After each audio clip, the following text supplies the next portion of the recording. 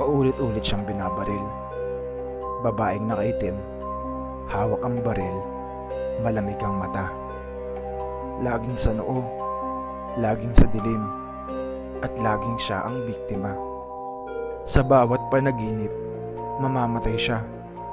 At pagising niya, 2:00 ng madaling araw, basang-basa ng pawis at nanginginig. Ilang gabi na rin ito, nakakapagod.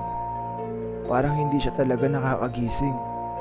Isang gabi, lumipat siya sa bandang bintana, umaasang maibang makakagising sa kanya kapag muli itong nangyari.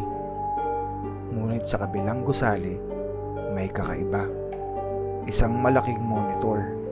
Mukha niya ang nasa screen. Nanginginig, takot na takot.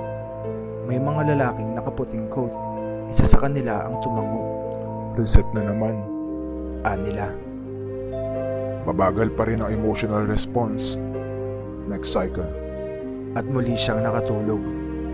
O baka muling binura ang kanyang memorya.